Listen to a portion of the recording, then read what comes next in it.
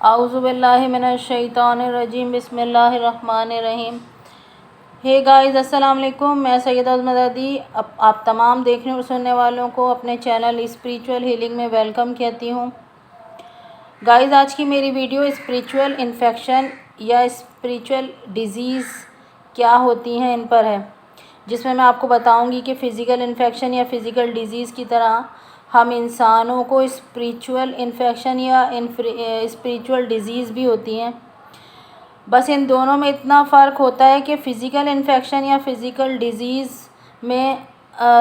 हमें इस 3D अर्थ पर मौजूद 3D वायरसेस या 3D बैक्टीरियाज, फंगस जो माइक्रो ऑर्गेनिज़म हैं, इनके हमारी बॉडी में पेनिट्रेट करने से होती हैं।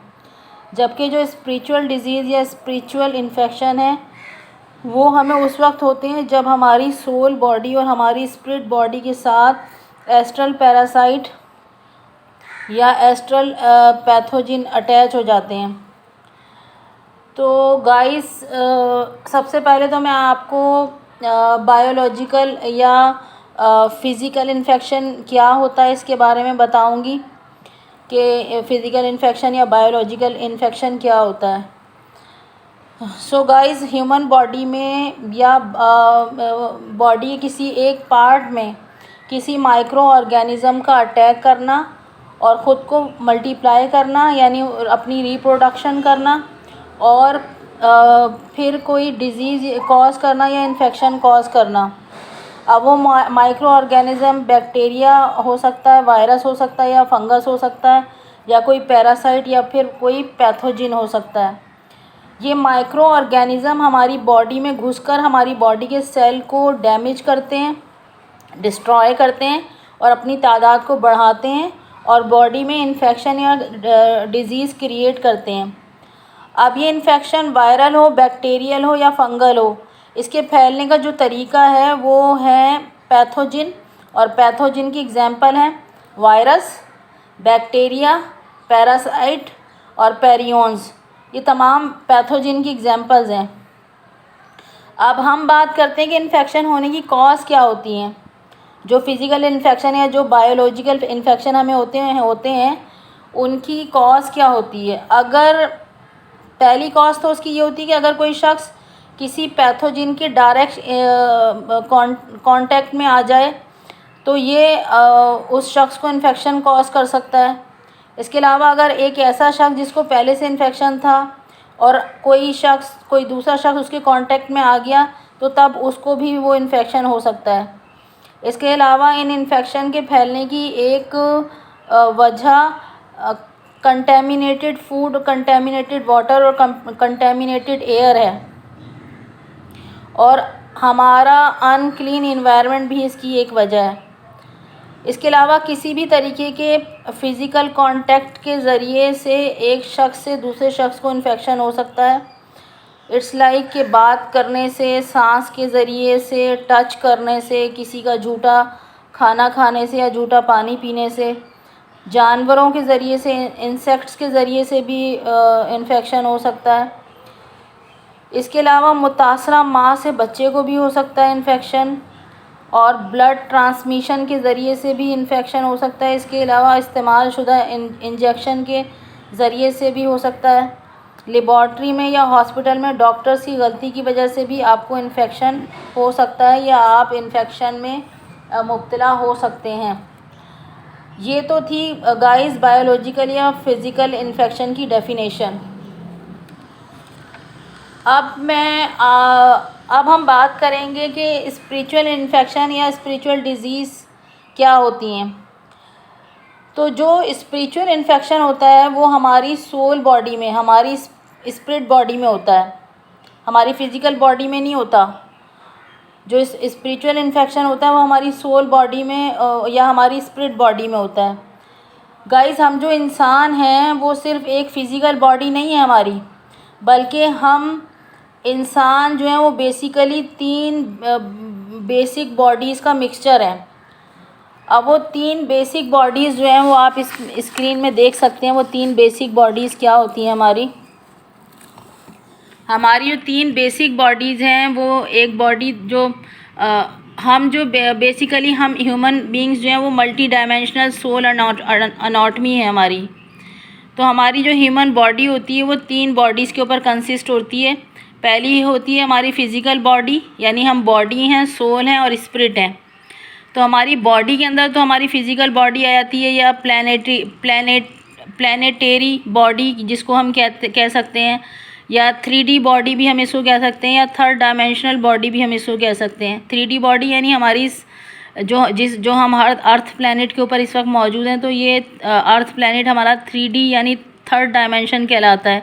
तो इसलिए हम अपनी फ़िज़िकल बॉडी को 3D बॉडी या थर्ड डायमेंशनल बॉडी भी कह सकते हैं, जिसके अंदर आती हैं हमारी बोन्स, मसल्स आते हैं, टिश्यूज़ होते हैं, ब्लड वेसल्स होती हैं, CNS सिस्टम्स होता है, रेस्पिरेटरी सिस्टम होता है, ब्लड सर्कुलेटरी सिस्टम होता है, या डाइजेस्टिव सिस्टम होता है। इसके अलावा जो हमारी जो दूसरी बॉडी होती है वो होती है सोल बॉडी।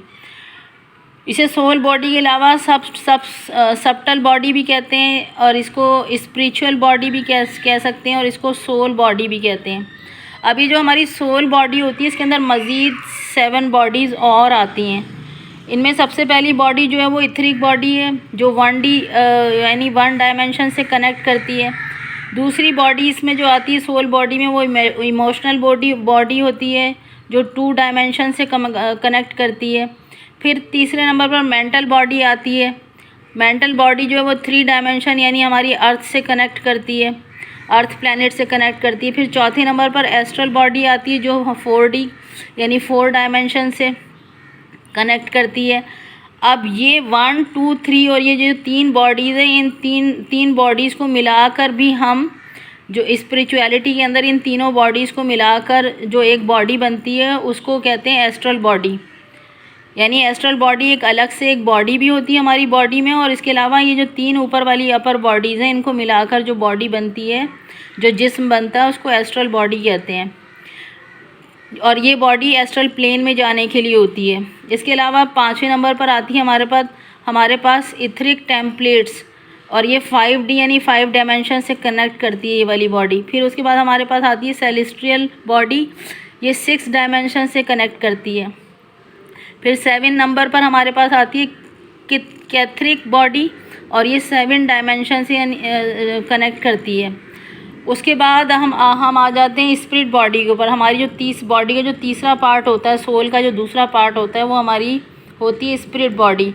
इसको स्पिरिट बॉडी के अलावा लाइट बॉडी भी कहते हैं, इसको मोनाड सेल्फ भी कहते हैं, इसको मोनाडिक बॉडी भी कहते हैं, और इसको स्पिरिट बॉडी भी कहते हैं। अब इस स्पिरिट बॉडी के अंदर मज़ीद 5 बॉडीज़ और आती हैं, जिसमें सबसे पहली बॉडी है हायर हार्ट बॉडी, और ये 8D यानी 8 डायमेंशन से कनेक्ट करती है। फिर दूसरे नंबर पर इसमें आती है निफिलियम बॉडी, जो 9th डायमेंशन से कनेक्ट करती है। फिर तीसरे नंबर पर आती है सोलर बॉडी, जो 10th डायमेंशन से कनेक्ट करती है। फिर चौथे नंबर पर आती है लूनर बॉडी, जो 11 डायमेंशन से कनेक्ट करती है। और फिर हमारे पास 5वें नंबर पर आती है कॉस्मिक अवतार सेल्फ, जो 12 डायमेंशन से कनेक्ट करती है। तो गाइज़ ये थी वो हमारी यानी हम इंसान जो है वो हमारे पास सिर्फ एक फ़िज़िकल बॉडी नहीं होती, बल्कि हम इंसानों के पास हमारी इस फ़िज़िकल बॉडी के अलावा भी 12 बॉडीज़ और होती हैं। तो यानी बेसिकली हम इंसानों का जो वजूद है वो इन 3 बॉडीज़ से मिलकर बना है, और इन 3 बॉडीज़ के अंदर मज़ीद 12 बॉडीज़ और होती हैं। यानी एक ह्यूमन सोल के पास मज़ीद 12 या 12 बॉडीज़ और होती हैं, जिनका कनेक्शन एक डायमेंशन से होता है। जो मैंने अभी आपको बताया कि इन तमाम बॉडीज़ का कनेक्शन एक डायमेंशन से होता है, जिसके लिए मौला कायनात मौला अली इब्न अबी तालिब अलैहिस्सलाम ने फरमाया कि पूरी कायनात हमारे अंदर मौजूद है। यानी ये 7 आसमानों वाली जो यूनिवर्स है, ये 7 आसमानों वाली जो कायनात है, जिसमें इस्लामिक स्पिरिचुअलिटी के मुताबिक 18,000 आलमीन मौजूद हैं इन 7 आसमानों के दरमियान। तो गोया मौला कायनात मौला अली इब्न अबी तालिब अलैहिस्सलाम के फरमान के मुताबिक ये 18,000 आलमीन जो हैं वो हमारे सोल के साथ कनेक्ट हैं। ये 18 के 18,000 आलमीन, यानी इन 18,000 आलमीन का ताल्लुक़ हमारी सोल बॉडीज़ और हमारी स्पिरिट बॉडी के साथ है, जो मैंने अभी आपको दिखाया जो मैंने मैप आपको, हमारी सोल बॉडी हमारी फिज़िकल बॉडी का ब्लूप्रिंट है। यानी जो हमारी सोल बॉडीज़ होती हैं, जो अभी मैंने आपको दिखाया मैप, जो हमारी सोल बॉडी और स्पिरिट बॉडी है, ये हमारी फिज़िकल बॉडी का डिवाइन ब्लूप्रिंट है, जिसे अल्लाह ताला ने मल्टी डायमेंशनल सोल अनाटमी के ज़रिए बनाया। यानी हमारी soul body multi dimensional body है। अब हमारी इस फिज़िकल बॉडी के पास मज़ीद 12 बॉडीज़ और हैं जिनको मैंने अभी बताया। तो हमारी जो ये 12 बॉडीज़ और हैं, इन्हें अल्लाह ताला ने कुछ इस तरीके से डिज़ाइन किया है कि ये हमारी इस फिज़िकल बॉडी से मोर देन 5000 टाइम्स ज़्यादा पावरफुल हैं। हमारी फ़िज़िकल बॉडी इतनी पावरफुल नहीं जितनी ज़्यादा पावरफुल हमारी ये 12 बॉडीज़ हैं जो हमारे बॉडी के अंदर मौजूद हैं। अगर आपकी ये 12 बॉडीज़ एक्टिवेट हो जाएं, अवेकन हो जाएं, तो फिर आप इस ज़मीन पर बैठकर, इस अर्थ पर बैठकर 18,000 आलमीन की सैर कर सकते हैं। और ना सिर्फ आप ये, बल्कि आप अपने रब से भी मुलाकात कर सकते हैं अगर आप अपनी इन 12 बॉडीज़ को एक्टिवेट कर लें। मगर गाइस, अफसोस के साथ ये कहना पड़ रहा है कि हमारी इस अर्थ प्लैनेट पर मौजूद 98% लोगों की ये 12 बॉडीज़ लॉक्ड हैं, क्लोज्ड हैं, ब्लॉक्ड हैं, अनअवेकन्ड हैं और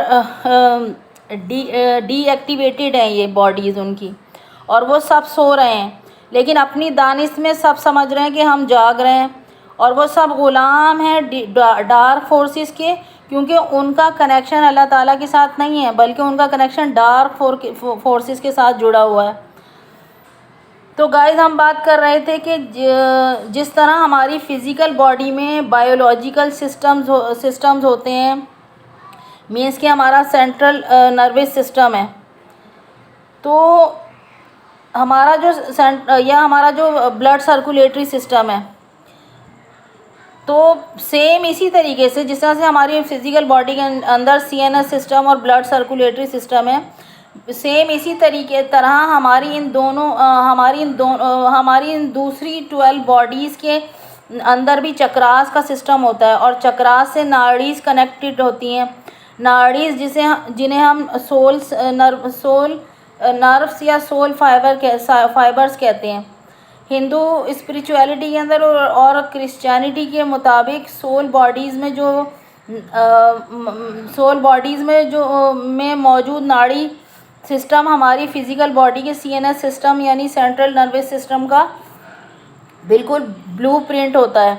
हमारी फ़िज़िकल बॉडी के सीएनएस सिस्टम में ब्लड सर्कुलेट करता है, जबकि हमारी सोल बॉडीज़ के नाड़ी सिस्टम में इलेक्ट्रॉन्स और प्रोटॉन्स फ्लो करते हैं या सर्कुलेट करते हैं।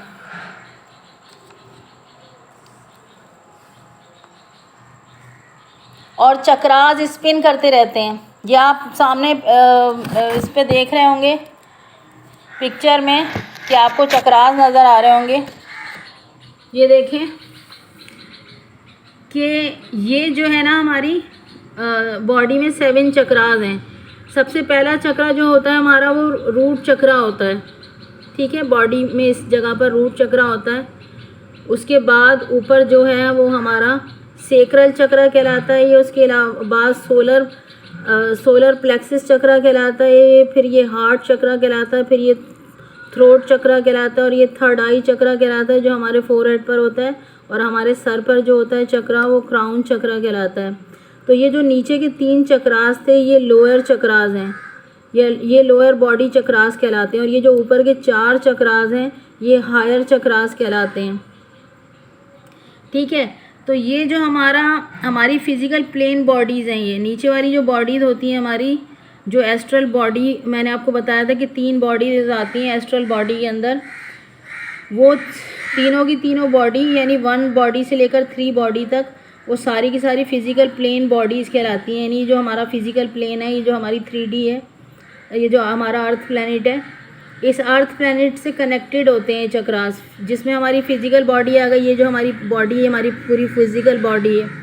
ठीक है, उसके बाद जो हमारा पहला चक्रा होता है वो होता है इथरिक बॉडी होती है पहली, इथरिक बॉडी, और चक्रा होता है रूट चक्रा। और ये कनेक्ट होता है, ये दोनों चीज़ें 1 डायमेंशन से। ठीक है, फिर हमारी दूसरी होती है इमोशनल बॉडी, और चक्रा, ये इमोशनल बॉडी कनेक्ट होती है सेक्रल चक्रा से, और ये कनेक्ट होती है 2 डायमेंशन से, दूसरे आलम से, ठीक है। फिर हमारा तीसरी बॉडी होती है मेंटल बॉडी, और ये कनेक्ट होता है मेंटल बॉडी हमारी सोलर प्लेक्सिस चक्रा से, और ये 3 डायमेंशन से कनेक्ट होती है, यानी हमारी अर्थ प्लैनेट जो इससे कनेक्ट होती है, ये वाली बॉडी और ये वाला चक्रा, ठीक है। फिर हमारा चौथे नंबर पर आ जाता है एस्ट्रल बॉडी, और ये एस्ट्रल बॉडी जो होती है वो हमारे हार्ट चक्रा से कनेक्ट होती है, और ये 4 डायमेंशन से कनेक्ट होती है, ठीक है। और ये इन तीनों बॉडीज़ को मिलाकर जो बॉडी बनती है वो एस्ट्रल बॉडी कहलाती है। एस्ट्रल बॉडी कह लें आप उसको, या फिजिकल प्लेन बॉडी कह लें आप उसको, ठीक है। फिर उसके बाद हमारे पास आ जाता है इथरिक टेम्पलेट्स बॉडी, ठीक है। ये कनेक्ट होता है थ्रोट चक्रा से, ठीक है, और ये हमारे 5th डायमेंशन से कनेक्ट होता है, 5वें आलम से कनेक्ट होता है ये। फिर हमारे पास आता है सेलेस्ट्रियल बॉडी, ठीक है, और ये सेलेस्ट्रियल बॉडी जो होती है कनेक्ट करती है 3rd आई चक्रा से, और ये 6 डायमेंशन से कनेक्ट होता है, 6ठे आलम से कनेक्ट करती है ये बॉडी। उसके बाद हमारे पास 7th बॉडी आ जाती है कैथरिक टेम्पलेट्स, कैथरिक बॉडी, ये कनेक्ट करती है हमारे क्राउन चक्रा से जो हमारे सर पर होता है, और ये 7th डायमेंशन से, यानी 7th डायमेंशन आलम से कनेक्ट करती है ये वाली बॉडी, ठीक है। और ये जो ऊपर वाली 3 बॉडीज़ हैं, 5th डायमेंशन वाली, 6th डायमेंशन वाली, 7th डायमेंशन वाली, यानी हमारा थ्रोट चक्रा, हमारा 3rd आई चक्रा और क्राउन चक्रा, ये तीनों बॉडीज़ मिलकर इनको कहा जाता है स्पिरिचुअल प्लेन बॉडीज़, यानी ये स्पिरिचुअल प्लेन में जाने के लिए होती हैं। जब आप इनको एक्टिवेट कर लेंगे तो ये तीनों चक्रास जब एक्टिवेट हो जाते हैं तो फिर हम स्पिरिचुअल प्लेन में जा सकते हैं इन बॉडीज़ के एक्टिवेट होने के बाद। तो गाइस ये तो थे चक्रास, और इनसे कनेक्ट हमारी 7 बॉडीज़। अब हम वापस अपने टॉपिक की तरफ आते हैं कि हम जो बात कर रहे थे कि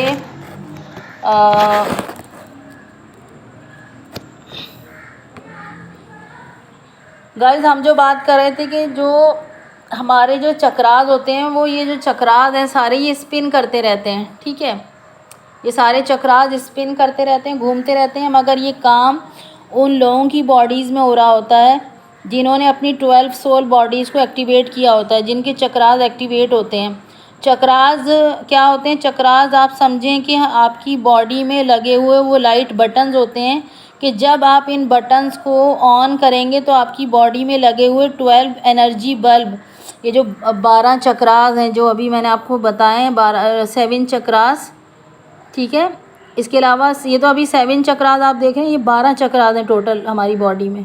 टोटल तो 114 चक्रास होते हैं, लेकिन मैं जो अभी बात कर रही हूँ आपको वो 7 चक्रास की बात कर रही हूँ। तो आप इस पिक्चर में 7 चक्रास को देख पा रहे होंगे, ठीक है। तो जो चक्रास हैं समझ लो ये एनर्जी बल्ब हैं, ये एनर्जी बल्ब हैं होते हैं, और ये 12 चक्रास हैं, अभी तो 7 देख रहे हैं आप। तो ये एनर्जी बल्ब रोशन हो जाएंगे। अब इन बल्ब को रोशनी या नूर या एनर्जी जो मिल रही होगी वो डिवाइन लाइट से मिल रही होगी या डिवाइन एनर्जी से, यानी अल्लाह ताला के साथ आपका कनेक्शन बनेगा। तो ये जो नूर के बल्ब हैं ये रोशन हो जाएंगे। और जो 12 हैं रोशनी के नूर के ये बल्ब हैं, दरअसल आपके चक्रास हैं, ठीक है। इन चक्रास को आप समझ लो कि नूर के बल्ब हैं जिनका कनेक्शन अल्लाह ताला के साथ डिवाइन एनर्जी के साथ जुड़ा हुआ होता है। ये जब ये रोशन होंगे कि जब आप इनको एक्टिवेट करने की कोशिश करेंगे। तो इन चक्रास को हिंदी स्पिरिचुअलिटी के अंदर कहते हैं, चक्रास कहते हैं इन्हें, जबकि मुस्लिम स्पिरिचुअलिटी में इनको लताइफ कहते हैं। तो हमारी सोल बॉडीज़ में जो नाड़ीज़ होती हैं, नाड़ीज़ आप क्या होती हैं आप ये इसमें इन डायग्राम्स के अंदर देख सकते हैं, इन पिक्चर्स के अंदर कि नाड़ीज़ क्या होती हैं, ठीक है।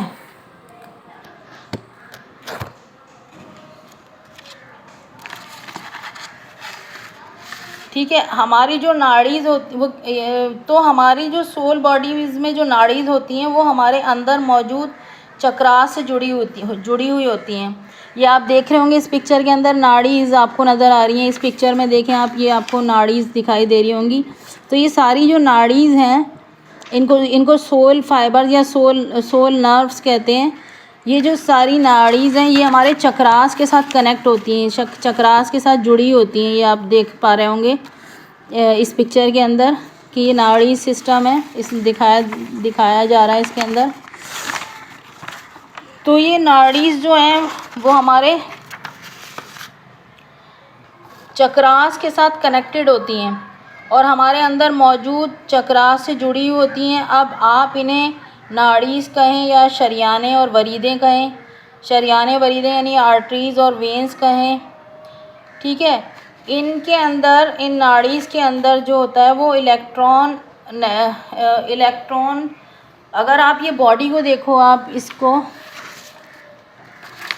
इस डायग्राम को अगर आप देखें तो जो हमारी बॉडी की जो राइट साइड होती है इसमें इलेक्ट्रॉन्स फ़्लो कर रहे होते हैं और वो नेगेटिवली चार्ज होते हैं इलेक्ट्रॉन्स। ये जो राइट साइड है हमारी बॉडी का, इसमें इलेक्ट्रॉन्स फ़्लो करते हैं, इलेक्ट्रॉन्स का बहाव होता है इस साइड की नाड़ीज़ में, इस साइड की सोल फाइबर्स और सोल नर्व्स के अंदर, ठीक है। और ये नेगेटिवली चार्ज होते हैं। और जबकि ये जो हमारी बॉडी का जो लेफ़्ट हैंड साइड है, ये लेफ़्ट साइड जो है बॉडी का, इसमें प्रोटॉन्स फ़्लो कर रहे होते हैं और वो पॉजिटिवली चार्ज होते हैं वो प्रोटॉन्स।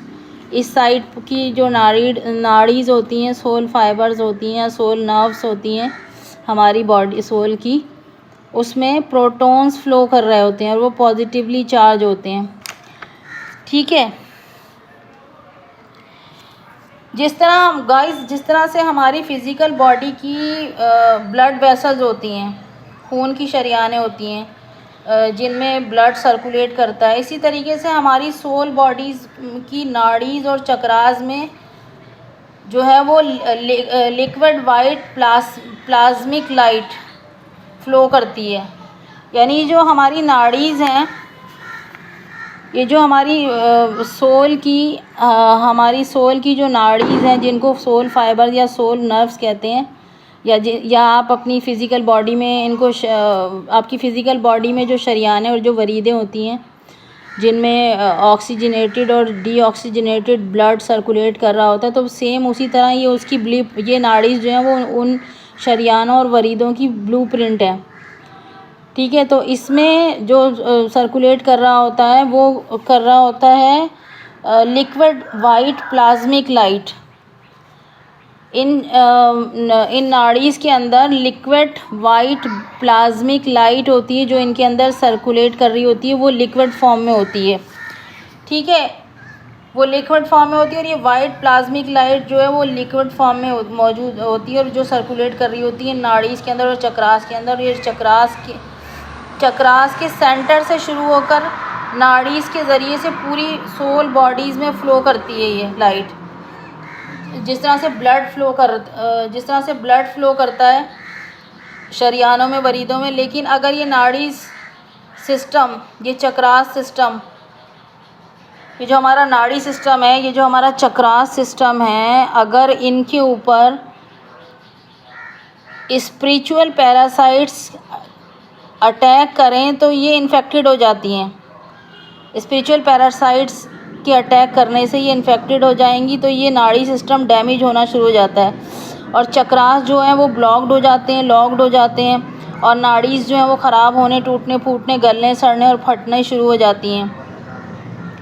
अगर इन नाड़ीज़ के ऊपर और इन चक्रास के ऊपर अगर स्पिरिचुअल पैरासाइट या स्पिरिचुअल पैथोजिन अटैक करें तो फिर आपके चक्रास जो हैं वो सारे लॉक्ड हो जाएंगे और ये नाड़ीज़ जो हैं वो गलने सड़ने, टूटने फूटना शुरू हो जाएंगी, ठीक है। डैमेज होना शुरू हो जाएंगी, सेल आपकी बॉडी के डैमेज होना शुरू हो जाएंगे। तो फिर इसका जो असर होता है गाइस, इसका जो असर होगा वो हमारी फ़िज़िकल बॉडी पर भी पड़ता है। फ़िज़िकल बॉडी के जो ऑर्गन्स हैं उनमें भी इन्फेक्शन आ जाएगा, फ़िज़िकल बॉडी भी ख़राब होने, गलने सड़ने, टूटने फूटना शुरू हो जाएगी, ठीक है। फॉर एग्ज़ाम्पल एक मिसाल से समझें, अगर आपके लोअर चक्रास में, जो नीचे के चक्रास हैं जो मैंने अभी आपको दिखाए थे, जो हमारे लोअर चक्रास होते हैं, ठीक है, हमारे जो लोअर चक्रास हैं, देखें इसमें, इस पिक्चर में, ये रूट चक्रा हो गया, सैक्रल चक्रा हो गया और सोलर प्लेक्सिस चक्रा हो गया। ये जो हमारे नीचे के चक्रास हैं इनको लोअर चक्रास कहते हैं, और ये जो ऊपर के चार हैं इनको हायर चक्रास कहते हैं। ठीक है, अगर इन लोअर चक्रास के अंदर, इन तीनों नीचे वाले लोअर चक्रास के अंदर किसी किस्म का इन्फेक्शन आ जाता है और आपने उस इन्फेक्शन को हील नहीं किया, तो लोअर चक्रास परमानेंटली ब्लॉक्ड हो जाएंगे और उन चक्रास से जुड़ी नाड़ीज़ जो हैं वो लॉस्ट हो जाएंगी, कम्प्लीटली डिस्ट्रॉय हो जाएंगी नाड़ीज़। मीन्स कि हमारी एस्ट्रल बॉडी डिस्ट्रॉय हो जाएगी, क्योंकि ये नीचे के जो तीनों चक्रास हैं और इनसे जुड़ी हुई जो तीन बॉडीज़ हैं, मैंने आपको बताया था, ये तीनों बॉडीज़ मिलकर जो बॉडी बनती है एक, वो एस्ट्रल बॉडी कहलाती है। ठीक है, तो इन तीनों चक्रास के ऊपर अगर कोई पैरासाइट, एस्ट्रल पैरासाइट या एस्ट्रल पैथोजिन अटैक करता है और आकर चिपक जाता है, तो ये चक्रास जो हैं ये ब्लॉक्ड हो जाएंगे और ये जो बॉडीज़ हैं ये ख़राब होना शुरू हो जाएंगी, टूटने फूटने, गलने सड़ने शुरू हो जाएंगी एस्ट्रल पैरासाइट के अटैक करने की वजह से। ठीक है, तो हमारी जो एस्ट्रल बॉडी है वो डिस्ट्रॉय हो जाएगी। हमारी एस्ट्रल बॉडी हमारे इन तीनों बॉडीज़ का मिक्सचर है, जो मैंने आपको अभी बताया। और ये तीनों बॉडीज़ जो हैं वो कौन कौन सी बॉडीज़ जो हैं वो ये हमारी इथरिक बॉडी, इमोशनल बॉडी और हमारा मेंटल बॉडी, ये तीनों बॉडी मिलकर जो बॉडी बनाती है वो एस्ट्रल बॉडी कहलाती है। तो अगर कोई पैरासाइट, एस्ट्रल पैरासाइट, कोई स्पिरिचुअल पैरासाइट या पैथोजिन इन चक्रास के ऊपर अटैक करता है, नाड़ीज़ के ऊपर अटैक करता है, चिपकता है आकर, तो ये तीनों बॉडीज़ हमारी अफेक्टेड होंगी। ये तीनों बॉडीज़ हमारी, यानी हमारी जो एस्ट्रल बॉडी है, क्योंकि वो इन तीनों बॉडी से मिलके बन रही है एस्ट्रल बॉडी, तो ये हमारी एस्ट्रल बॉडी समझ लें डिस्ट्रॉय हो जाएगी। ठीक है, और ये तीनों बॉडीज़ कनेक्ट करती हैं हमारी बॉडी के तीनों लोअर चक्रास से। तो ये तीनों लोअर चक्रास मिलकर जो एक कंबाइन बॉडी बनाते हैं वो है हमारी एस्ट्रल बॉडी। और अगर एस्ट्रल पैरासाइट आने की वजह से हमारी एस्ट्रल बॉडी डैमेज होती है, तो फिर समझ लें कि हमारी फ़िज़िकल बॉडी का जो लोअर पार्ट है, यानी ये जो हमारी फ़िज़िकल बॉडी है, इसका जो लोअर पार्ट है, लोअर चक्रास के ऊपर जब वो अटैक करेंगे तो इसका लोअर पार्ट जो है वो इसका जो लोअर पार्ट है वो भी अफेक्ट हो जाएगा, उसमें भी इन्फेक्शन आ जाएगा और उसके लोअर पार्ट के जो लोअर ऑर्गन्स हैं उनमें डिजीज़ होना शुरू हो जाएंगी। फॉर एग्जांपल क्या क्या डिजीज़ हो सकती हैं लोअर पार्ट के अंदर? लीवर इन्फेक्शन हो सकता है, गॉल ब्लैडर का इन्फेक्शन हो सकता है, किडनी फेलियर हो सकती है, किडनी में स्टोन आ सकता है, किडनी से रिलेटेड या स्टमक से रिलेटेड डिजीज़ हो सकती हैं। स्टमक से रिलेटेड क्या हो सकती हैं डिजीज़? गर्ड हो सकता है आपको, स्टमक एसिडिटी हो सकती है, हार्ट बर्न हो सकता है, स्टमक अल्सर हो सकता है, डोडिनल अल्सर हो सकता है आपको, गैस्ट्रिक अल्सर हो सकता है, गैस्ट्राइटिस हो सकता है आपको, स्टमक कैंसर हो सकता है। इसके अलावा एच पाइलोरी इन्फेक्शन भी आ सकता है, एच पाइलोरी इन्फेक्शन भी आ सकता है और आपको लोअर बॉडी के अफेक्टेड होने से आपको यूटीआई इन्फेक्शन भी हो सकता है। इसी तरह अगर मैं एग्जांपल दूं आपको कि हायर चक्रास की, कि अगर हमारे हायर चक्रास इन्फेक्टेड होते हैं, ये जो मैंने आपको बताया कि ये जो ऊपर वाले 4 चक्रास होते हैं ये हमारे हायर चक्रास हैं, अगर ये चक्रास इन्फेक्टेड होते हैं, इनमें अगर कोई एस्ट्रल पैरासाइट आकर किलिंग करता है, चिपक जाता है, तो ये वाली जो हमारी बॉडीज़ हैं ऊपर वाली, ये सारी ब्लॉक्ड हो जाएंगी बॉडीज़ और ये सारे चक्रास ब्लॉक्ड हो जाएंगे और ये जो नाड़ी सिस्टम है ऊपर का वो सब ब्रेक हो जाएगा, गलने सड़ना शुरू हो जाएगा, टूट जाएगा और ये सारी जो बॉडीज़ हैं ये भी गलना सड़ना, टूटने फूटने शुरू हो जाएंगी। ठीक है, तो ये चक्रास भी ब्लॉक्ड हो जाएंगे, ऊपर के तीनों इन चक्रास से जुड़ी नाड़ीज़ जो है वो डैमेज हो जाएंगी और आपकी फ़िज़िकल अपर बॉडी में फ़िज़िकल डिजीज़ होना शुरू हो जाएंगी।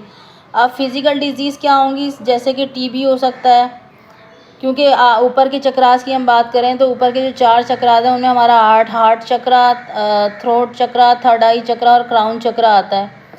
ठीक है, तो उनमें जो है वो टीबी हो सकता है, हार्ट से रिलेटेड डिजीज़ हो सकती हैं, थ्रोट से रिलेटेड डिजीज़ हो सकती हैं, मेंटल डिसऑर्डर हो सकते हैं।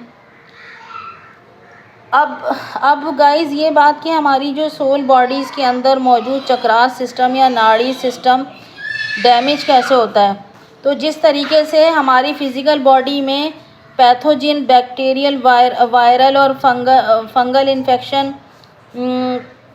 करते हैं, इसी तरह नाड़ीज़ के साथ एस्ट्रल पैरासाइट्स इथरिक पैरासाइट आकर चिपक जाते हैं। और ये उस वक्त आकर चिपकते हैं कि जब हम जो है वो स्पिरिचुअली वीक होते हैं, जब हमारा कनेक्शन अल्लाह ताला के साथ जुड़ा हुआ नहीं होता, उस वक्त आपकी ऑरिक फील्ड जो होती है वो वीक होती है और इन एस्ट्रल पैरासाइट को आपकी बॉडी में इंटर करने का मौका मिल जाता है।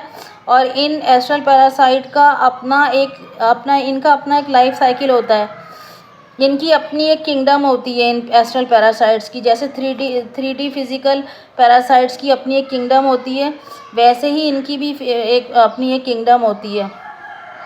और ये पैरासाइट या ये पैथोजिन आकर हमारी एस्ट्रल बॉडी की नाड़ीज़ और चक्रास के साथ चिपक जाते हैं और हमारी स्पिरिचुअल एनर्जी को सक करना शुरू कर देते हैं। और हमारी हमारी जो स्पिरिचुअलिटी है, स्पिरिचुअलिटी की जो पावर है, जो हमारी स्पिरिचुअल पावर है, उसको ड्रेन करना शुरू कर देते हैं, उसे हमें स्पिरिचुअली वीक करते हैं, जिसकी वजह से हमारी एस्ट्रल बॉडी डिस्ट्रॉय होना शुरू हो जाती है, ख़राब होने, गलने, सड़ने, टूटने फूटने लगती है, और यानी डीकम्पोजिंग की तरफ जाती है हमारी एस्ट्रल बॉडी, जिसकी वजह से आहिस्ता आहिस्ता हमारी फ़िज़िकल बॉडी के ऑर्गन्स भी इन्फेक्टेड होने शुरू हो जाएंगे, सेल की डेथ होनी शुरू हो जाती है, बोन्स वीक होने लगती हैं हमारी, और आई साइट वीक होने लगती है। तो जब भी किसी इंसान की बायोलॉजिकल या फ़िज़िकल डेथ होने वाली होती है, तो उसे कई साल पहले ही उसकी जो एस्ट्रल बॉडी है वो भी टूटना फूटना शुरू हो जाती है। तो जो नाड़ी सिस्टम है, वो नाड़ी सिस्टम भी गल सड़ जाता है, ख़त्म हो जाता है, और एक एक करके 12 बॉडीज़ गल सड़ के ख़त्म हो जाती हैं। आखिर में जाकर फ़िज़िकल बॉडी भी ख़राब होनी शुरू हो जाती है। फ़िज़िकल बॉडी में भी तरह तरह की बीमारियां लग जाती हैं, फ़िज़िकल बॉडी की स्ट्रेंथ ख़त्म हो जाती है। गाइस, इस दुनिया में पैदा होने वाला हर इंसान जो है, वो हर इंसान की सोल बॉडी में चक्रास और नाड़ी सिस्टम मौजूद होता है, मगर वो चक्रास स्पिन नहीं कर रहे होते, वो एक्टिवेट नहीं होते, उन्हें डिवाइन एनर्जी नहीं मिल रही होती, उन चक्रास से जुड़ी नाड़ीज़ को भी डिवाइन एनर्जी नहीं मिल रही होती, जिसकी वजह से उन नाड़ीज़ पर एस्ट्रल पैथोजिन अटैक करते हैं, ख़ुद को मल्टीप्लाई करते हैं और फिर ख़ुद को रिप्रोडक्शन करते हैं, यानी अपनी तादाद को बढ़ाते हैं। और फिर हमारी जो फ़िज़िकल प्लेन बॉडीज़ हैं, जो मैंने अभी आपको दिखाई थी कि ये नीचे वाली जो है हमारी तीनों फ़िज़िकल प्लेन बॉडीज़ हैं, और ये ऊपर वाली हमारी स्पिरिचुअल प्लेन बॉडीज़ हैं, ठीक है। तो फिर ये हमारी जो फ़िज़िकल प्लेन बॉडीज़ हैं और जो हमारी स्पिरिचुअल प्लेन बॉडीज़ हैं, टोटली इनके कंट्रोल में होती हैं, इनके कंट्रोल में चली जाती हैं, और ये फिर इनके कंट्रोल में जब होती हैं तो फिर वो इनको ख़राब करते हैं, इनको इन्फेक्टेड कर देते हैं, इनमें डिज़ीज़ पैदा होना शुरू हो जाती हैं। अब ये बात के एस्ट्रल पैरासाइट कौन से होते हैं। इन एस्ट्रल पैरासाइट में एक पैरासाइट तो एस्ट्रल लीच इम्प्लांट है। ये लीच एस्ट्रल प्लेन से आती है और हमारे लोअर और हायर चक्रास के साथ चिपक जाती है और इन चक्रास की एनर्जी को ड्रेन करना शुरू कर देती है। ये एस्ट्रल लीच जो होती है, ये उस वक्त हमारे चक्रास के साथ अटैच होती है जब आप किसी कार्मिक पार्टनर के साथ मैरिज कॉन्ट्रैक्ट या सेक्सुअल कॉन्ट्रैक्ट करते हैं, यानी आप किसी कार्मिक पार्टनर के साथ सेक्सुअली इंटीमेट करते हैं, तब ये लीच जो है वो आपके चक्रास के साथ अटैच हो जाती है। यानी आप चाहे मेल हैं या फीमेल हैं, आप अपने डिवाइन पार्टनर को छोड़कर, आप अपने डिवाइन काउंटर पार्ट को छोड़कर, यानी वो पार्टनर जिसे अल्लाह ताला ने आपके लिए पैदा किया, आपका ट्विन जो आप ही की सोल का अदर हाफ है, आपसे छोड़कर किसी मेल या फीमेल, किसी ऐसे मेल या फीमेल से शादी कर लेते हैं जो कार्मिक है, जो नार्सिसिस्ट है, जो अपने नेगेटिव कर्मास के बैगेजेस अपने साथ लेकर फिर रहा होता है, जिसके अंदर कोई स्पिरिचुअल कॉन्शसनेस नहीं होती। आप ऐसे शख्स के साथ शादी कर लेते हैं अपने डिवाइन पार्टनर को छोड़कर। तो अगर आप किसी ऐसे शख्स के साथ शादी करते हैं और किसी ऐसे शख्स के साथ सेक्स करते हैं, तो जैसे ही आप उसके साथ निकाह या शादी के बॉन्ड में बंधेंगे, जैसे ही आप उसके साथ सेक्स करेंगे, तो गोया वैसे ही अपने आप समझ लें कि आपने खुद दावत दे दी है डार्क फोर्सेस को, ईवल फोर्सेस को, शयातीन को खुद आपने दावत दे दी कि वो आकर आपके ऊपर अटैक करें और आपको अपना स्लेव बना लें, ग़ुलाम बना लें। तो वही शयातीन इस एस्ट्रल लीच को आपके लोअर चक्रास के साथ इम्प्लांट करते हैं। तो ये लीच आपके लोअर चक्रास में इन्फेक्शन कर देगी और इसके असरात आपकी फ़िज़िकल बॉडी में भी दिखाई देंगे। अब इसके असरात आपकी फ़िज़िकल बॉडी में क्या दिखाई देंगे कि आपका जो बेली फैट है वो बढ़ने लगेगा, यानी आपका पेट बढ़ना शुरू हो जाएगा, आपका वज़न बढ़ना शुरू हो जाएगा, आप वेट पुट ऑन करना शुरू कर देंगे, आपको यूटीआई इन्फेक्शन हो सकता है, और जो फीमेल्स हैं उनको पीसीओएस और पीसीओडी की बीमारियां हो सकती हैं, या फिर लीवर और गॉल ब्लैडर का इन्फेक्शन हो सकता है। इसी तरह लोअर चक्रास से रिलेटेड दूसरी बीमारियां भी हो सकती हैं। ठीक है। अब ये जो लीच होती है, एस्ट्रल लीच जो होती है, इसका जो दूसरा अटैक होता है वो हमारे थॉरट चक्रा पे होता है। हमारा जो थ्रोट चक्रा है वो ये हमारे गले के पास होता है। इसका मकाम ये आप इसमें देख सकते हो पिक्चर में, ये हमारा थ्रोट चक्रा है। ठीक है। तो ये लीच जो है वो इसका जो दूसरा अटैक होता है वो हमारे थ्रोट चक्रा पर होता है। ये थ्रोट चक्रा के वॉइस बॉक्स के अंदर चली जाती है और फिर वो जो इन्फेक्टेड शख्स होता है वो कभी सच नहीं बोल पाता मीन्स कि उसके जो अपने ट्रू इमोशंस होते हैं, ट्रू फीलिंग्स होती हैं, उसकी जो ट्रू इंटेंशंस होती हैं, वो अपनी ट्रू इंटेंशंस को, ट्रू फीलिंग्स को दिखा ही नहीं पाता। ऐसे शख्स को बात करते वक्त इरिटेशन होती है, अनकंफर्ट फील करता है, बात करते वक्त आवाज़ कांपने लगती है उसकी, बात करते वक्त बार बार खांसी का होना, मुंह से जुमले अधूरे निकलना, वो समझाना कुछ और चाह रहा होता है लेकिन सामने वाले लोग जो हैं उसको मिसअंडरस्टैंड कर लेते हैं। जब वो अपनी बात को सामने वाले को सही तरीके से समझा नहीं पाता तो ऐसे शख्स को गुस्सा आने लगता है, वो चीखने चिल्लाने लगता है, उसकी तबीयत में चिड़चिड़ापन रहना शुरू कर देता है, चीज़ें तोड़ना फोड़ना तो शुरू कर देता है, या फिर गुस्से में उस जगह से उठकर ही चला जाएगा। उसे इतना गुस्सा आएगा। उसके दिल और दिमाग में तो प्लानिंग चल रही होती है, मगर वो प्लानिंग जो है वो ज़बान पे नहीं ला पा रहा होता। तो जो लोग गूंगे होते हैं वो भी इसी कैटेगरी में आते हैं, या फिर जो सीरियस केसेस होते हैं, सीरियस केसेस में ये जो लीच होती है ये ऐसे शख्स से बोलने की सलाहियत ही सल्ब कर लेती है। अब गाइस दूसरे नंबर पे जो मैं एस्ट्रल पैरासाइट की बात करूँगी या एस्ट्रल इम्प्लांट की बात करूँगी, जो डार्क फोर्सेस ने हमारी बॉडी में जो दूसरा इम्प्लांट लगाया हुआ है, वो है हमारी एस्ट्रल बॉडी के साथ एस्ट्रल प्लेन के लार्वास अटैच हो जाते हैं। अब ये लार्वा क्या होते हैं? ये लार्वा जो होते हैं ये सेक्सुअल डीमंस के लार्वाज होते हैं। सेक्सुअल डीमंस कौन होते हैं? सेक्सुअल डीमंस जो होते हैं वो डेड ह्यूमन सोल्स होती हैं। जिन्होंने अपनी किसी गिल्ट की वजह से सुसाइड कर लिया होता है, या फिर किसी नेगेटिव आइडेंटिटी के कांटेक्ट में आने के बाद उन्होंने वायलेंटली सुसाइड कर लिया होता है और उनकी डेथ हो चुकी होती है, तो ऐसे लोग जो है ना वो डीमन बन जाते हैं, डीमंस बन जाते हैं। उनकी सोल जो है वो डीमन बन जाती है, भूत प्रेत बन जाती है और वो इसी अर्थ के साथ अटैच हो जाती है। वो जन्नत में नहीं जा पाते ऐसे लोग। तो फिर ऐसे जो डीमंस हैं वो हम इंसानों को ढूंढते हैं उनके ऊपर अटैक करने के लिए, उनके साथ चिपकने के लिए। हम इंसानों को, ज़िंदा इंसानों को ढूंढती हैं ऐसे लोगों की, ऐसे भूत प्रेत जो होते हैं, ऐसे जो डीमंस होते हैं। ठीक है, इन्हें इनक्यूबस या सक्यूबस के लार्वास भी कहते हैं।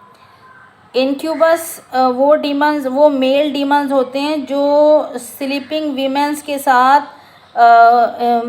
इंटरकोर्स करते हैं, जबकि जो सक्यूबस होते हैं, सक्यूबस जो डीमंस होते हैं वो डीमंस होते हैं जो फीमेल फॉर्म में होते हैं। ये इनक्यूबस और सक्यूबस जो डीमंस होते हैं ये ह्यूमन फॉर्म में आकर वीमेन और मैन के साथ सेक्सुअली इंटरकोर्स करते हैं और उनके लार्वास हमारी कमर और हमारी लोअर बॉडीज़ के साथ अटैच हो जाते हैं और हमारी जो स्पिरिचुअल और सेक्सुअल एनर्जी को सक करने लगते हैं। ये लोअर चक्रास से इस अटैचमेंट की वजह से ये लार्वास आपके थॉट्स, प्योर थॉट्स को सेक्सुअल थॉट्स में चेंज कर देते हैं, सेक्सुअल थॉट्स में चेंज कर देते हैं प्योर थॉट्स को ये लार्वास।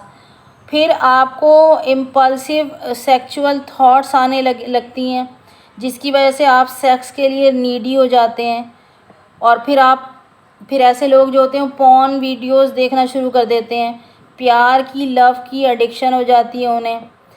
तो फिर ऐसे लोग जो प्रोस्टिट्यूट के पास जाना शुरू कर देते हैं, यानी वो ऐसे लोग जो हैं वो इतने ज़्यादा सेक्स के लिए नीडी हो जाते हैं कि फिर पैसा दे के सेक्स खरीदते हैं।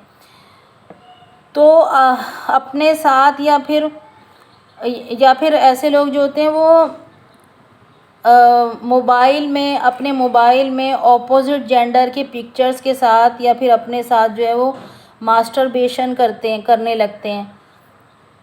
इस लार्वा की वजह से ऐसे लोगों की लोअर बॉडी पार्ट्स डैमेज होना शुरू हो जाता है, कमर में पेन, पेट में पेन रहने लगता है। और ये जो लार्वास होते हैं ये दिखने में स्नेक जैसे होते हैं, सांप जैसे होते हैं। अब गाइस मैं बात करूँगी जो हमारी लोअर बॉडी के साथ, अब मैं बात करूँगी तीसरे इम्प्लांट की, जो शयातीन ने हमारी सोल बॉडी में जो इम्प्लांट लगाया है वो, और तीसरे इम्प्लांट की बात करूँगी।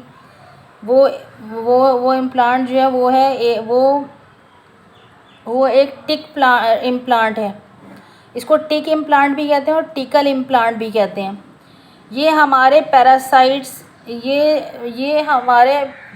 जो टिक इम्प्लांट है, टिकल इम्प्लांट है, ये हमारे पेरेंट्स के ज़रिए से, यानी हमारे बायोलॉजिकल ब्लड लाइन के ज़रिए से आता है हमारी बॉडी में। यानी जो हमारा बायोलॉजिकल डीएनए है उसके ज़रिए से एक जनरेशन से दूसरी जनरेशन मुंतकिल होता है ये टिक इम्प्लांट। और ये इम्प्लांट बहुत ही सेवियर होता है।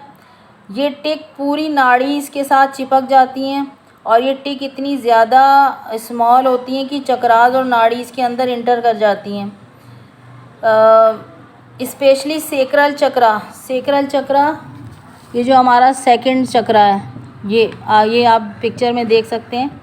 ये जो हमारा सेकंड चक्रा है इसको सेक्रल चक्रा कहते हैं। स्पेशली जो टिक इम्प्लांट है, ये जो टिक्स होती हैं ये वो इस चक्रा के अंदर एंटर कर जाती हैं।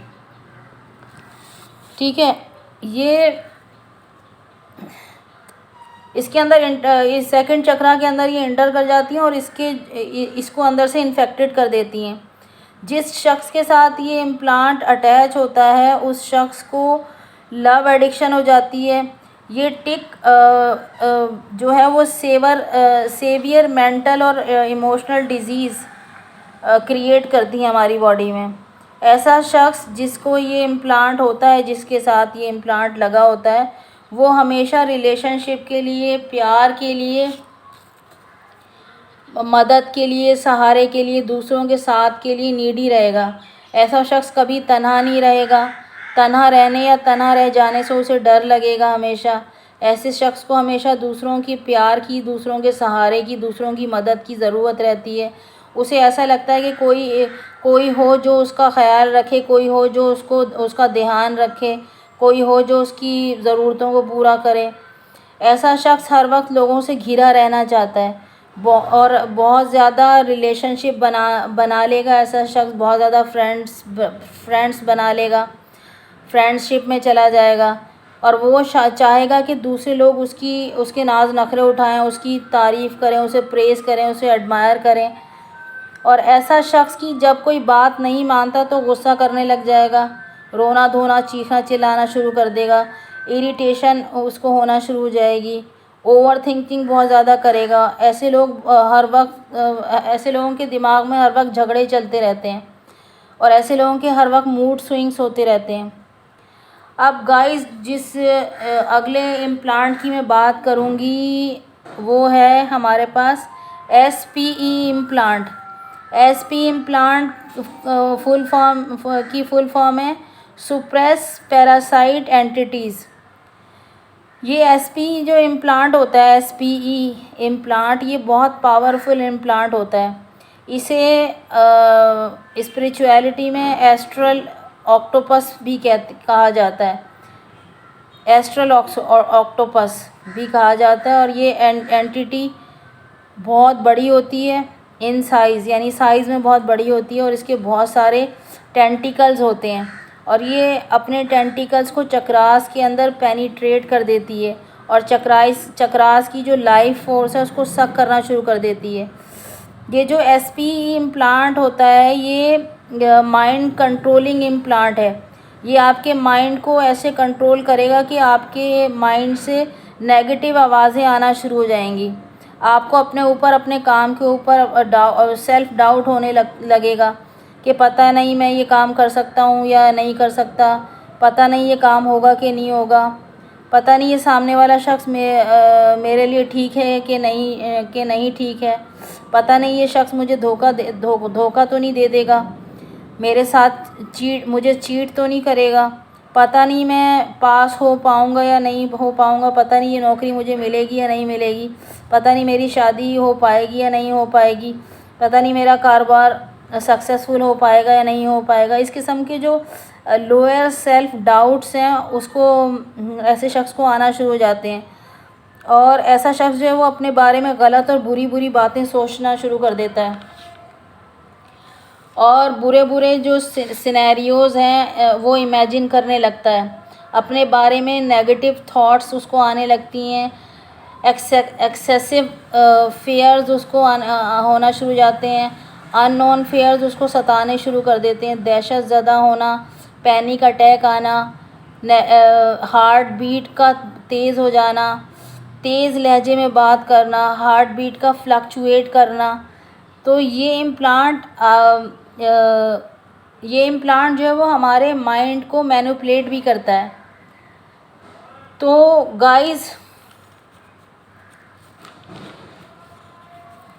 अब जो मैं बात करूँगी एक और इम्प्लांट है जो डार्क फोर्सेस हमारी सोल के साथ अटैच कर देती हैं। ये इम्प्लांट जो है ये हमारी एस्ट्रल बॉडी के साथ अटैच हो जाता है। वो है रेड स्पाइडर इम्प्लांट।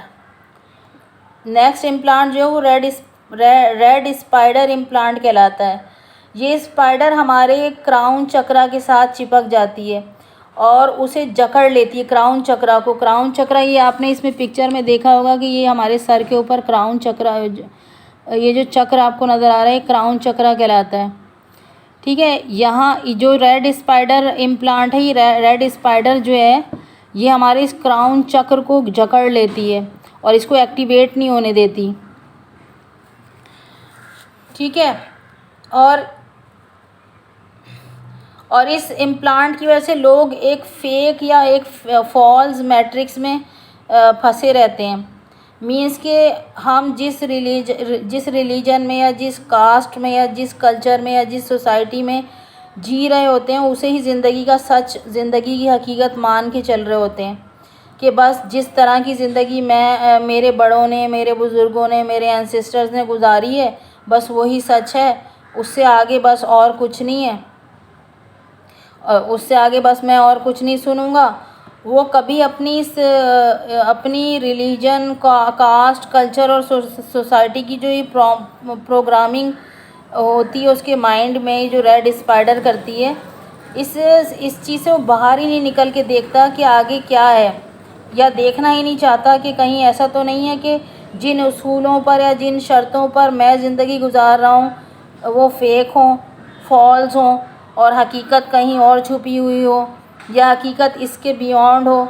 वो देखना ही नहीं चाहता कि या सच की तलाश ही नहीं करना चाहता ऐसा शख्स जिसके माइंड के साथ रेड स्पाइडर इम्प्लांट चिपक जाता है। ऐसा शख्स जो है वो सच की तलाश करना नहीं चाहता, सिर्फ एक ही दायरे में घूमता रहता है और वो एक ही तरीके के लाइफ पैटर्न को जीता रहता है और वो कभी भी स्पिरिचुअलिटी से कनेक्ट कर ही नहीं पाता या करना चाहता ही नहीं है ऐसा शख्स। और तो इसी चीज़ की तरफ इशारा करते हुए कुरान में अल्लाह ताला इरशाद फरमा रहा है। कुरान की ये आयत है जिसका मैं तर्जुमा शेयर कर रही हूँ। लोग ऐसे भी हैं जो खुदा के बारे में झगड़ते हैं, हालांकि उनके पास ना इल्म है और ना हिदायत है और ना कोई रोशन किताब है।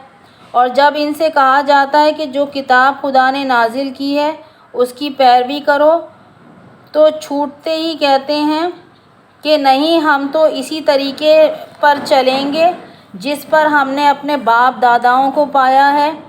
भला अगरचे शैतान उनके बाप दादाओं को जहन्नुम के अज़ाब की तरफ बुलाता रहा हो तो भी उन्हीं की पैरवी करेंगे।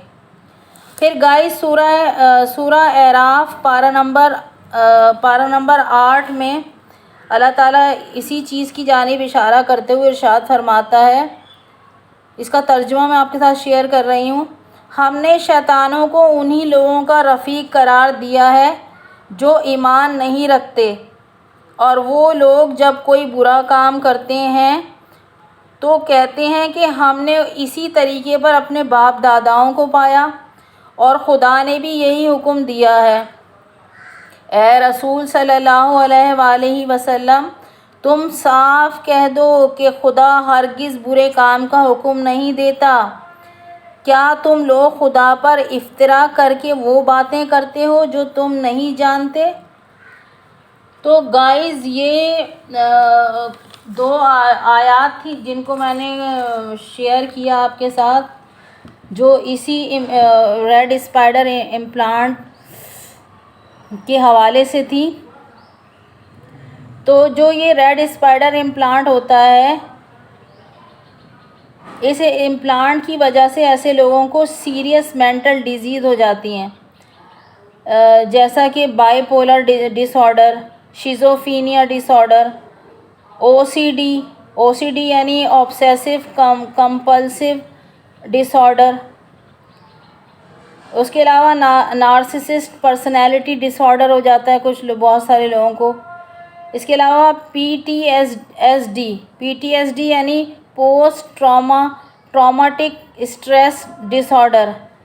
इसके अलावा लोगों को माइग्रेन्स हो जाता है, ब्रेन ट्यूमर हो जाता है उनकी फ़िज़िकल बॉडी में, और उन्हें ब्रेन हैमरेज हो जाता है।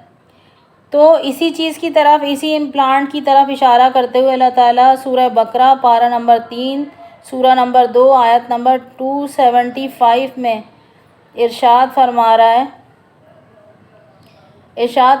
है कि जो लोग सूद खाते हैं वो क़यामत में खड़े ना हो सकेंगे मगर उस शख्स की तरह खड़े होंगे जिसको शैतान ने लपेट कर मखबूतुल हवास बना दिया हो। यानी ये इम्प्लांट जो है वो ऐसे लोगों को जिन लोगों के साथ ये इम्प्लांट अटैच होता है उन्हें मखबूतुल हवास बना देता है। इसके अलावा सूरज मुजादला पारा नंबर 28 आयत नंबर 18 में अल्लाह ताला इरशाद फरमा रहा है, इसी चीज़ से रिलेट है ये आयत भी। शैतान ने इन पर काबू पा लिया है और खुदा की याद इनसे भुला दी है। ये लोग शैतान के गिरोह हैं, सुन रखो शैतान का गिरोह घाटा उठाने वाला है। इसके अलावा गाइस जो नेक्स्ट इम्प्लांट है वो है हमारे पास ड्रैगन मॉन्थ इम्प्लांट। ये इम्प्लांट बहुत ज़्यादा पावरफुल और डेंजरस होता है और ये इम्प्लांट हमारी लाइट बॉडीज़, जिसे मोनाडिक सेल्फ कहते हैं, उसे एक्टिवेट होने नहीं देता। अब गाइस ये सारे किस्म के जो इम्प्लांट हैं ये हमारी सोल बॉडी में, हमारी स्पिरिट बॉडी में डार्क फोर्सेस और नेगेटिव एंटिटीज़ और डार्क एंटिटीज़ यानी शयातीन और डीमंस ने लगाए हुए हैं। और इन्हीं इम्प्लांट्स की वजह से हमारा सोल डेथ प्रोसेस, हमारी बर्थ यानी हमारी पैदाइश के साथ ही शुरू हो जाता है और हम अपनी रियल सोल अनाटमी, जिसे मल्टी डायमेंशनल सोल अनाटमी कहते हैं, उससे कम्प्लीटली डिस्कनेक्ट हो जाते हैं। तो फिर हमारी बॉडी जो है वो डिवाइन पावर से, डिवाइन लाइट से भी डिस्कनेक्ट हो जाती है। हमारी जो फिज़िकल बॉडी है वो भी डिस्कनेक्ट हो जाती है डिवाइन पावर और डिवाइन लाइट से। और हम सब अपनी दानिश में समझ रहे होते हैं कि हमारा कनेक्शन अल्लाह ताला के साथ जुड़ा हुआ है। इससे फिर हमारी एस्ट्रल बॉडी जो है वो इन इम्प्लांट्स की वजह से गलना, सड़ना, टूटना फूटना, ख़राब होना शुरू हो जाती है और ये अमल पैदाइश के साथ ही शुरू हो जाता है। इसके साथ हमारी फ़िज़िकल बॉडी भी डैमेज होना शुरू हो जाती है। जब हमारी सोल बॉडी डैमेज होती है तो हमारी फ़िज़िकल बॉडी भी डैमेज होना शुरू हो जाती है और फिज़िकल ऑर्गन्स में भी इन्फेक्शन और डिज़ीज़ क्रिएट होना शुरू हो जाती हैं। सोल इम्यूनिटी लॉस्ट हो जाती है। जब सोल इम्यूनिटी लॉस्ट होती है तो फिज़िकल बॉडी की इम्यूनिटी भी लॉस्ट होने लगती है। जिस तरह हमारी फ़िज़िकल बॉडी की इम्यूनिटी सिस्टम होता है ना, जिस तरह हमारी फ़िज़िकल बॉडी में हमारी फ़िज़िकल बॉडी का जो इम्यूनिटी सिस्टम है वो क्या होता है, हमारी फ़िज़िकल बॉडी का इम्यूनिटी सिस्टम जो है वो वाइट ब्लड सेल्स और एंटीबॉडीज़ पर मुश्तमिल होता है। तो जिस तरीके से हमारी सोल बॉडी का इम्यूनिटी सिस्टम होता है, इसी तरीके से हमारी एस्ट्रल बॉडी की भी इम्यूनिटी होती है। एस्ट्रल बॉडी में भी इम्यूनिटी सिस्टम होता है और जो हमारी एस्ट्रल बॉडी की जो इम्यूनिटी होती है वो नाड़ी सिस्टम और चक्रास सिस्टम के अंदर होती है, जिसके दरमियान इलेक्ट्रॉन्स और प्रोटॉन्स और liquid plasmic white light flow करती है। यानी हमारे चक्रास और नाड़ीज़ के अंदर जो है वो इलेक्ट्रॉन्स, प्रोटॉन्स और liquid plasmic white light flow करती है, सर्कुलेट करती है।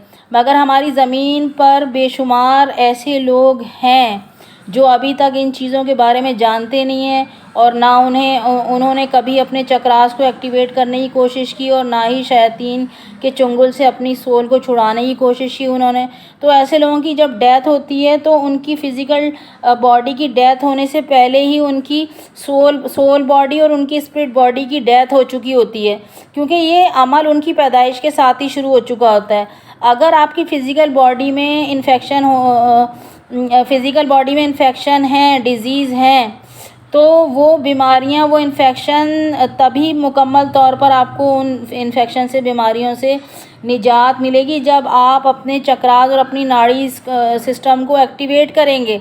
जब तक आपका नाड़ी सिस्टम और आपके चक्रास वर्क करते रहेंगे यानी वो ज़िंदा रहेंगे, उस वक्त तक आपकी फ़िज़िकल बॉडी भी ज़िंदा रहेगी। लेकिन जैसे ही एस्ट्रल बॉडी ख़राब होती है, फ़िज़िकल बॉडी भी ख़राब होना शुरू हो जाती है। अगर आपकी एस्ट्रल बॉडी लॉस्ट हो जाती है तो आपकी फ़िज़िकल बॉडी भी लॉस्ट हो जाएगी, उसको भी लॉस्ट होने से कोई बचा नहीं सकता।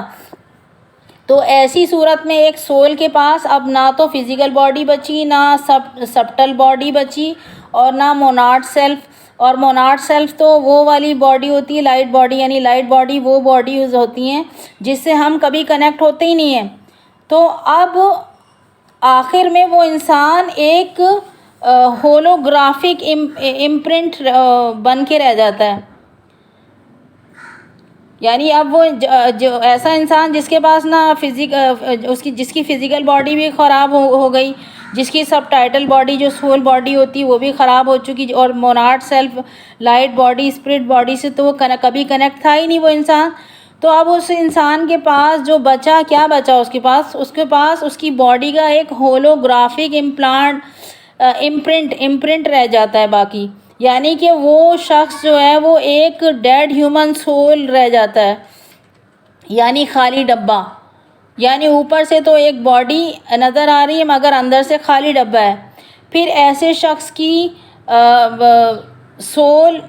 ऐसे शख्स की जो सोल है वो लोअर एस्ट्रल प्लेन में भटकती रहती है, उसके पास अपनी फ़िज़िकल बॉडी का एक होलोग्राम ही रह जाता है बाकी। फिर ऐसे लोग मरने के बाद कभी भी उनकी सोल जो है वो जन्नत में नहीं जाती, बल्कि उनकी सोल इसी प्लैनेट पर, इसी 3D डायमेंशन में, यानी इसी ज़मीन पर भटकती रहती है ऐसे लोगों की सोल। तो जो लोग जो है अपनी चक्रास को और अपने नाड़ी सिस्टम को एक्टिवेट नहीं करते, उनकी सोल जो है वो जन्नत में नहीं जाती। उनकी सोल जो है वो इसी ज़मीन पर, अर्थ पर भटकती रहती है। वो भूत प्रेत बन जाते हैं, वो डिमंस बन जाते हैं। क्योंकि उनका जो कनेक्शन था वो अल्लाह ताला उनकी ज़िंदगी में उनका कनेक्शन अल्लाह ताला के साथ नहीं जुड़ा हुआ था, बल्कि शैतान के साथ जुड़ा हुआ था। शैतान ने उनके चक्रास को, उनकी सोल बॉडीज़ को डिसकनेक्ट कर दिया था अल्लाह ताला के साथ। इसी चीज़ की तरफ इशारा करते हुए अल्लाह ताला सूरह आराफ पारा नंबर 8 आयत नंबर 40 में इरशाद फरमा रहा है, बेशक जिन लोगों ने हमारी आयत को झुटलाया और उनसे सरताबी की, ना उनके लिए आसमान के दरवाज़े खोले जाएंगे और ना वो बहिश्त में दाखिल होने पाएंगे। देखें क्या कह रहा है अल्लाह ताला इस आयत के अंदर। अल्लाह ताला कह रहा है कि वो लोग जिन्होंने हमारी आयत को झुटलाया और उनसे सरताबी की, उनके लिए ना तो आसमान के दरवाज़े खोले जाएंगे और ना ही वो बहिश्त में दाखिल होने पाएंगे। आसमान के दरवाज़े मीन्स के जो जन्नतें हैं, जो जन्नत है वो आसमानों पर ही है, वो हमारे सोलर प्लैनेट में, हमारे सोलर सिस्टम में नहीं है जन्नतें, वो आसमानों पर ही है। तो फिर वो जब हम मरते हैं, हमारी सोल जो है वो जब अगर जन्नत में हमने जाना होता है तो फिर आसमानों के दरवाज़े खोले जाते हैं और जिस जन्नत से हम आए थे उस जन्नत में हमें वापस भेज दिया जाता है, अगर हम नेक अमाल करके मरते हैं, अगर हम अल्लाह ताला की सही से सच्चे दिल से इबादत करके मरते हैं। लेकिन अगर हमने अपनी ज़िंदगी में खुदा की इबादत ही नहीं की और हमारी डेथ हो गई, हमने अपने चक्रास को, अपनी बॉडीज़ को एक्टिवेट ही नहीं किया, वो बंद पड़ी रह गई और हमारी ऐसे ही मौत हो गई, तो फिर हम जन्नत में नहीं जा रहे, क्योंकि हमारा कनेक्शन तो खुदा के साथ बना हुआ ही नहीं था इस दुनिया में। हमारा कनेक्शन तो डिवाइन के साथ ही नहीं बना हुआ था, हमारा कनेक्शन तो डेविल के साथ बना हुआ था, जिसने हमारी सारी 12 बॉडीज़ को ब्लॉक करके रखा हुआ था, जिसने हमारे चक्रास को ब्लॉक करके रखा हुआ था। उस शैतान के साथ हमारा कनेक्शन बना हुआ था। क्योंकि उस शख्स ने अपनी ज़िंदगी में कभी इतनी इबादत की ही नहीं कि उसका जो है कनेक्शन जो है वो शैतान से टूट कर अल्लाह ताला के साथ जुड़ पाता। उसने कभी इतनी इबादत की ही नहीं कि वो अपनी सोल को शैतान के जाल से, शैतानी चुंगल से छुड़ा पाता। तो इसलिए बाद मरने के उस ऐसे शख्स की सोल कैसे जन्नत में जाएगी। तो ऐसे शख्स की सोल जो है वो या तो शैतान जो है उसे अपनी दुनिया में ले जाते हैं। उस शैतानों की दुनिया कौन सी, 1D और 2D, यानी 1 डायमेंशन और 2 डायमेंशन, ये शैतानों की दुनिया है। या फिर उसकी ऐसे शख्स की सोल जो है वो इसी दुनिया में भटकती रहती है, और जो कि 3D है। हमारी जो ये दुनिया है, जो हमारा ये अर्थ प्लैनेट है, ये 3D है, 3 डायमेंशन है ये। तो ये तीनों डायमेंशन जो है 1D, 2D और 3D, ये तीनों डायमेंशन कनेक्ट हैं शैतान से। शैतानों की दुनिया है ये, और ये हमारी 3D भी कनेक्टेड है, इसके ऊपर भी कंट्रोल, हमारी 3D अर्थ के ऊपर भी कंट्रोल शैतानों का है। तो इसलिए या तो ऐसा शख्स जो है वो मरने के बाद जिसके चक्रास बंद होते हैं, जिसकी सोल बॉडीज़ एक्टिवेट नहीं होती हैं, वो ऐसा शख्स मरने के बाद या तो वो 1D में जाएगा, 1D 2D में जाएगा, जो शैतानों की दुनिया यानी शैतान उसे अपनी दुनिया में ले जाएंगे मरने के बाद, या फिर वो जो है इस 3D वर्ल्ड के अंदर उसकी दुनिया, इस दुनिया के अंदर उसकी सोल भटकती रहेगी। और ये दुनिया भी जो है वो शैतानों के साथ ही कनेक्ट है। ठीक है। अब ये बात कि इन डार्क फोर्सेस के लगाए हुए जो इम्प्लांट हैं उसको हम कैसे रिमूव कर सकते हैं, कैसे हील कर सकते हैं, ताकि हम अपनी सोल को शैतानी ताकतों के चुंगल से छुड़ा सकें और खुदा के साथ कनेक्ट कर सकें, ताकि बाद मरने के हम जहन्नुम में ना जाएं, जन्नत में जाएं। अब ये जहन्नुम क्या है इसको भी मैं आपको बताऊंगी, क्योंकि किसी वीडियो में मैं डिटेल में बात करूंगी इसके ऊपर भी। तो अभी हम बात करते हैं कि हम इसको इन इम्प्लांट्स को जो शैतानों ने हमारी सोल के साथ, हमारे चक्रास के साथ अटैच कर दिए, इनको हील कैसे करें। तो पहली चीज़ तो ये कि हमने अपनी असेंशन जर्नी को मुकम्मल करना है। इन पैरासाइट्स को निकालने के लिए असेंशन जर्नी की जो 5th स्टेज होती है उसमें इथरिक सर्जरी होती है, और उस इथरिक सर्जरी होती है जिसमें इलेक्ट्रोमैग्नेटिक वेव्स के ज़रिए से इन इम्प्लांट्स को निकाला जाता है। इलेक्ट्रोमैग्नेटिक वेव्स होती हैं जिनके ज़रिए से फरिश्ते हमारी बॉडी में से इन इम्प्लांट को निकालते हैं जब हम अपनी असेंशन जर्नी पे जाते हैं। अब ये असेंशन जर्नी क्या है? असेंशन जर्नी ये है कि इसको सोल जर्नी कहते हैं। सोल जर्नी क्या होती है कि आपको पूरी 24 घंटे के अंदर आपको ख़तरनाक तरह की इबादत करनी होगी। यानी आपको 12 से 14 घंटे, 24 घंटे में से 12 में से 14 घंटे आपको ख़तरनाक किस्म की इबादत करनी होगी अल्लाह ताला की। जितनी आपकी एज रह गई है, जितनी भी आपकी उम्र रह गई है, उतनी उस पूरी उम्र में आखिरी सांस तक, ज़िंदगी की आखिरी सांस तक आपको ख़तरनाक इबादत करनी पड़ेगी। जब जाके जो है ये इम्प्लांट, इसको असेंशन जर्नी या इसको सोल जर्नी कहते हैं या इसको स्पिरिचुअल जर्नी कहते हैं इसको, कि आप हर रोज़ 12 घंटे, 14 घंटे या 10 घंटे या 9 घंटे इबादत कर रहे हैं खुदा की, जिसमें आप नमाज़ें भी पढ़ रहे हैं, कुरान भी पढ़ रहे हैं और मेडिटेशन भी कर रहे हैं। ठीक है, तो तब जाके इलेक्ट्रोमैग्नेटिक वेव्स के ज़रिए से ये इम्प्लांट्स आपके निकाले जाते हैं। ठीक है, उसके अलावा आपको करना होगा, आपको चक्रास एक्टिवेट करने होंगे अपने। चक्रास के लिए आपको मेडिटेशन एक्टिवेट करने के लिए मेडिटेशन करनी पड़ेगी। ठीक है, आपको चक्रास के लिए एक्टिवेट भी आपकी इबादत करने से ही होंगे। यानी जब आप दिन भर 14 घंटे की या 12 घंटे की या 10 घंटे की इबादत कर रहे हो दिन भर रोज़ाना डेली, तो उसी में आपके चक्रास भी एक्टिवेट होंगे और आपकी जो बॉडीज़ ब्लॉक्ड हो गई हैं 12 बॉडीज़, सोल बॉडीज़, ये भी एक्टिवेट होंगी उसी इबादत में। ठीक है, इसके अलावा आपने पर्सनल बाउंड्रीज़ बनानी है। पर्सनल बाउंड्रीज़ क्या बनानी है कि आपने इन पैरासाइट्स को दूर रखने के लिए ये बाउंड्रीज़ बनानी है। यानी आपको ये बाउंड्रीज़ जो बनानी है, आपको इमोशनल बाउंड्रीज़ मेंटल लेवल पर बनानी है, इमोशनल लेवल पर बनानी है, स्पिरिचुअल लेवल पर बनानी है, सेक्सुअल लेवल पर बनानी है। ऑल लेवल पर आपको ये बाउंड्रीज़ बनानी पड़ेंगी आप अपने आप से एस्ट्रल पैरासाइट्स को, एस्ट्रल पैथोजिन को दूर करने के लिए। मीन्स कि आप किसी शख्स के पर्सनल स्पेस यानी उसकी ऑरिक फील्ड में ना जाएं, ज़्यादा किसी के करीब ना जाएं, या फिर किसी के साथ आप इमोशनल कनेक्शन ना बनाएं। अगर आपका किसी के साथ ज़्यादा इमोशनल कनेक्शन है और वो पर्सन नार्सिसिस्ट है या एनर्जी वैम्पायर है या उसने कभी कोई स्पिरिचुअल वर्क नहीं किया अपने ऊपर, तो ये पैरासाइट जो हैं वो एक शख्स से दूसरे शख्स के ऊपर जंप करके आ जाते हैं। तो अगर आपकी ऑरिक फील्ड में प्रोटेक्शन नहीं है, मरखाबिक फील्ड नहीं है आपकी ऑरिक फील्ड में, तो ये जो पैरासाइट हैं वो एक शख्स से दूसरे शख्स पर जंप करते हैं और बहुत आसानी से ये एक शख्स से दूसरे शख्स पर आ जाते हैं। मीन्स कि अगर आपका कोई फ्रेंड, कोई फैमिली मेम्बर इन्फेक्टेड है इन पैरासाइट से, एस्ट्रल पैरासाइट से इन्फेक्टेड है, यानी वो पोजेस है, डिमन पोजेशन में है वो शख्स, तो फिर उसके पैरासाइट्स आपके ऊपर जंप कर आ जाएंगे। तो इसलिए आप बाउंड्रीज़ क्रिएट करें, ज़्यादा क्लोज, ज़्यादा करीब ना जाएं लोगों के। ठीक है, फिर आपने एक काम करना है, आपने प्योरिफिकेशन या डिटॉक्सिफिकेशन करनी है। डिटॉक्सिफिकेशन या प्योरिफिकेशन क्या करनी है कि आपने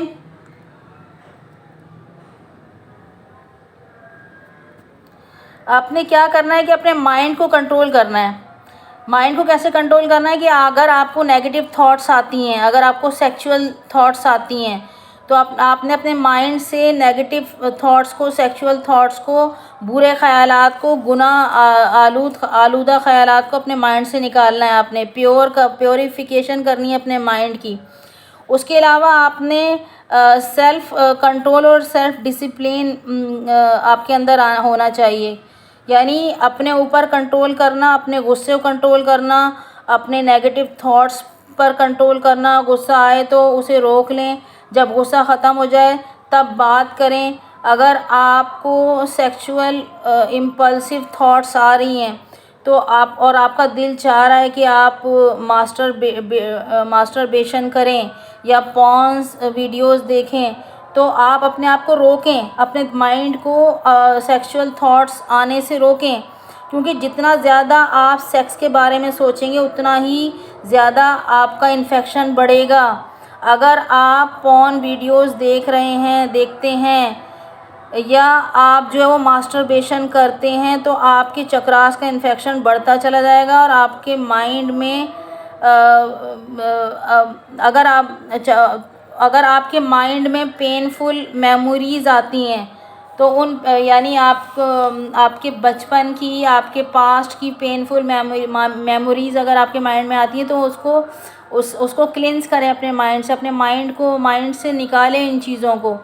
फिर एक चीज़ है आपको अनकंडीशनल लव और अनकंडीशनल फॉरगिवनेस, यानी कि आप ख़ुद को भी माफ़ करें और दूसरों को भी माफ़ करें, ख़ुद से भी प्यार करें और दूसरों से भी प्यार करें, जेनरोसिटी दिखाएं। आप जो है वो प्रायोरिटी उन लोगों को दें अपनी लाइफ में, उन लोगों को प्रायोरिटी दें जो डिज़र्व करते हैं आपकी प्रायोरिटी को। जो लोग आपसे प्यार करते हैं, जो लोग आपकी केयर करते हैं, आपकी रेस्पेक्ट करते हैं, उन लोगों को अपनी ज़िंदगी में जगह दें। और जो लोग आपसे हेट करते हैं, आप उनको अपनी ज़िंदगी से किक आउट कर दें। दूसरे गरीबों की हेल्प करें, दूसरे लोगों की हेल्प करें, एनिमल्स को, बर्ड्स को फीड करें। इन सारे कामों से आपको मेंटल पीस और मेंटल सेटिस्फेक्शन मिलेगा। तो गाइस फिल वक्त के लिए इतना ही। मिलते हैं मेरी अगली वीडियो में, उस वक्त तक के लिए अल्लाह निगहबान।